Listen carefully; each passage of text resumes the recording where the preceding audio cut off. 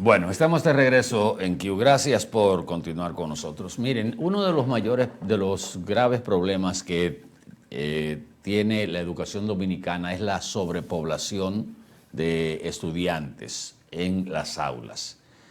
Se supone que hay una ordenanza del Ministerio de Educación que establece que ninguna aula debe tener una cantidad mayor a 30 estudiantes y un máximo de 35 estudiantes y no menor de 18 estudiantes.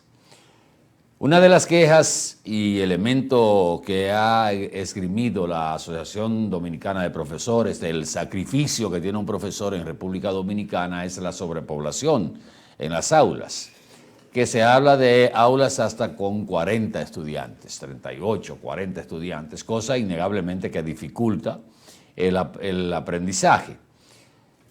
Hasta en diciembre del año pasado, el director de infraestructura escolar, el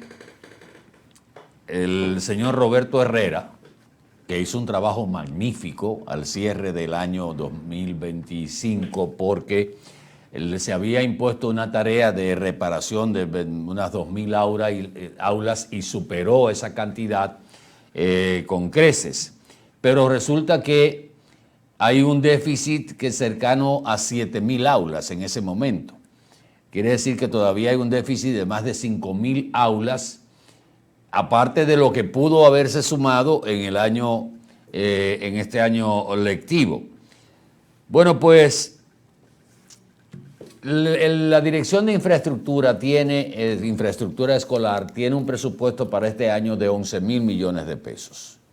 De esos 11.000 millones de pesos, eso está para gasto corriente y gasto de capital. De esos 11.000 millones de pesos, se van a utilizar 6.000 millones de pesos para mantenimiento. Desde aquella campaña agresiva que hizo de construcción de aulas que hizo el gobierno del presidente Danilo Medina a raíz de la implementación de la tanda extendida, que para muchos era difícil de creer que se pudiera implementar la tanda extendida en un país donde muchas de las escuelas tenían tres tandas, la tanda de la mañana, la de la tarde y la de la noche. Y decíamos, pero ¿y cómo se va a implementar la tanda extendida si no va a haber la cantidad de aulas? Bueno, pues se hizo una campaña de construcción agresiva de aulas que se sitúa entre 24.000 y 26.000 aulas que se construyeron en el gobierno de Danilo Medina.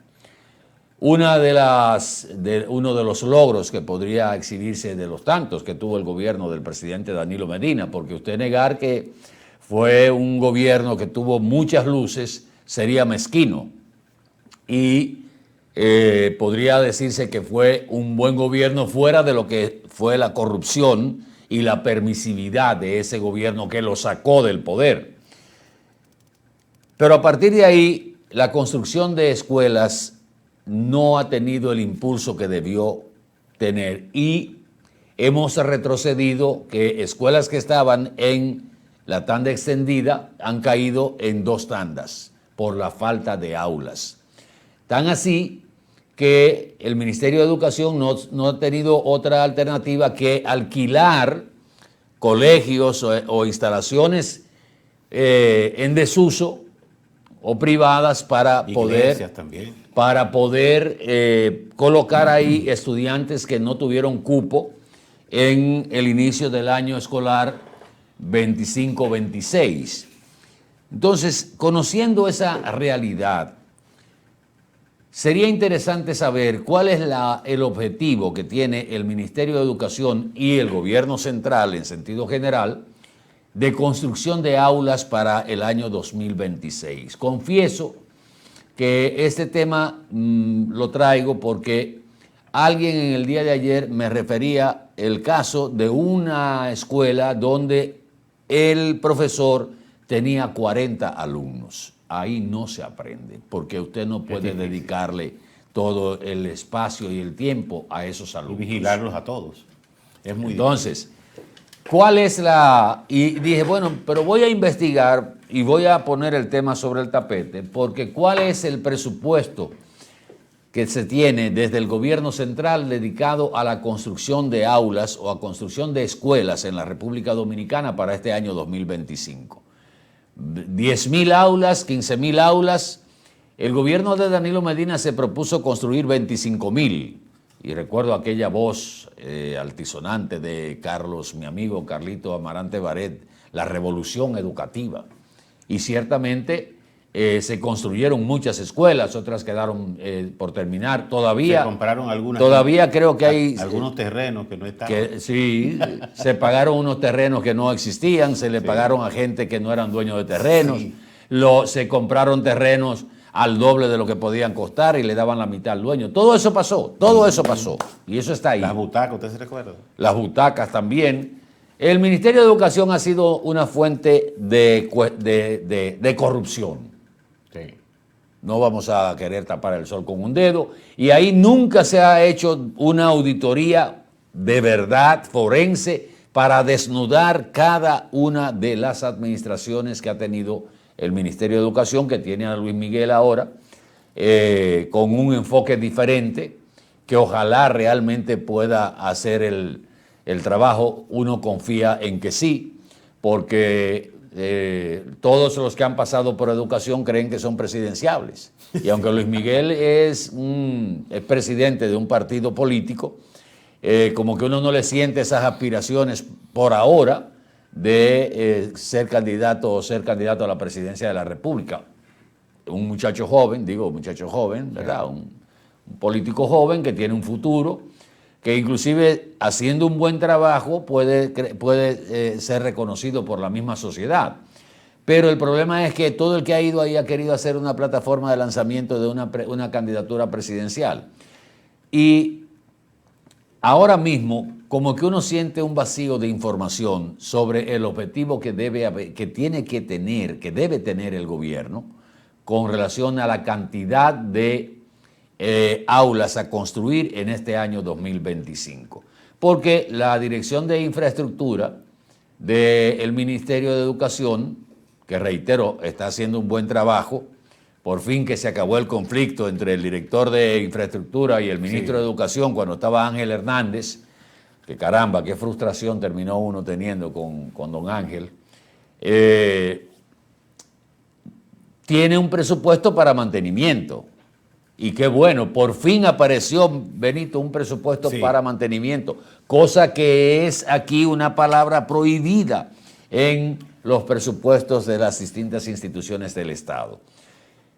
Para ese amigo, que yo sé que está viendo el programa, voy a prometer que investigaré cuál es la proyección de construcción de aulas en el año 2026 por parte del gobierno dominicano, y ojalá logremos lo que estamos tratando de hacer, de tener una entrevista con el licenciado Luis Miguel de Camps. La verdad que uno tiene que decir que en esta ocasión no es por falta de recursos.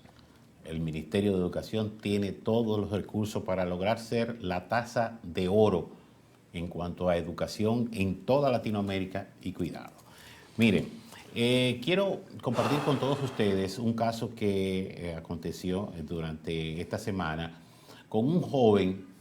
Eso no es nuevo, nada nuevo de lo que está sucediendo. A mí siempre me hablan de casos como este, y cuando lo llevo me dicen que a mí me he cogido con la policía, pero es que no hay forma, señores, de uno ver los resultados positivos cuando uno escucha mensajes como estos. Todo esto, esta información, yo tengo que decir que supuestamente este joven de nombre Rodolfo, déjeme buscarlo aquí, Gabriel Rosado, dio unas declaraciones de algo que le sucedió en el Centro Olímpico en Santo Domingo con policías del destacamento del Centro Olímpico. Vamos a compartir, es un poco largo, pero solamente vamos a poner unos cuantos minutos para entonces luego seguir comentando con respecto a este caso. Yo tuve un pequeño inconveniente con un policía y un guardia de ahí del Centro Olímpico, Yo trabajo en las afueras de Villa Navidad vendiendo algodón de azúcar en una guagua de Daihatsu. ¿Qué pasa? El 27 de diciembre, sábado 27, el supuestamente coronel Manuel Rodríguez Heredia me detiene a mí, mi vehículo, me lo lleva al cuartel. El guardia me dice a mí: no te vayas, espera que cierren, que yo voy a hablar con él para que te den tu vehículo, pero tú tienes que darle son 15,000 pesos. Yo le dije a él: yo no le puedo dar esa cantidad, lo único que yo tengo son 7,000 pesos. Eso es lo único que yo le puedo dar. Mañana, cuando yo trabaje, yo le puedo dar los otros. Me dice él a mí: ok, espérame ahí.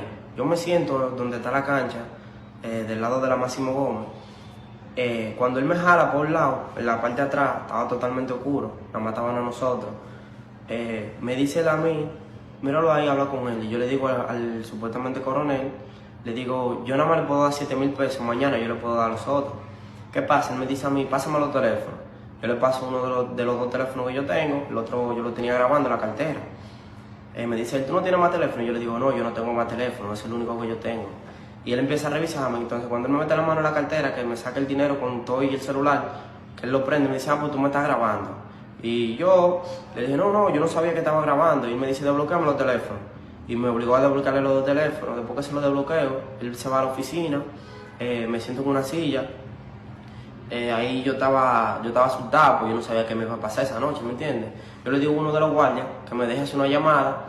Yo hago la llamada del teléfono de uno de los guardias que estaban afuera, que yo le estaba explicando el caso, y ellos me dijeron: esa gente son unos abusadores, porque si ellos te agarran tu vehículo y tú lo que estés trabajando, tú no te robando. ¿Por qué ellos te detienen el vehículo? Porque supuestamente yo estaba en un área donde no debía estar, pero ¿qué sucede? A ellos uno le daba, cada vez que ellos estaban de servicio, porque ellos lo cambian, uno tenía que darle para que no dejaran vender. ¿Dónde ocurre esto? Eso ahí en el Centro Olímpico, del lado del parqueo donde está la Ortega y Gasset, que es de atrás del Ministerio de Deporte. Okay. Entonces, yo fui a Asunto Interno, puse mi denuncia. Yo no tenía el nombre exacto de esa persona. Cuando yo voy con Vinicio, que él trabaja allá en Asunto Interno, y con el jefe de él, vamos, buscamos el nombre. Cuando me dan el...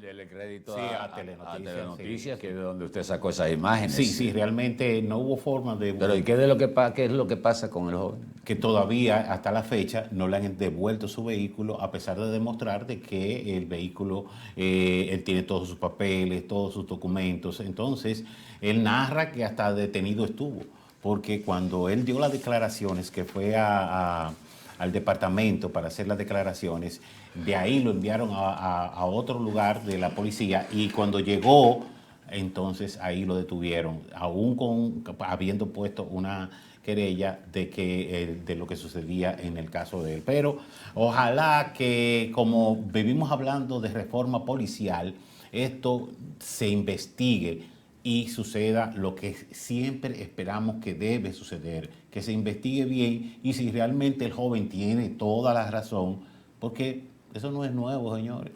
Nada aquí es nuevo. Bueno, vamos a publicidad un momentito y venimos con el bloque de cierre de EnQ. Por favor, quédese con nosotros.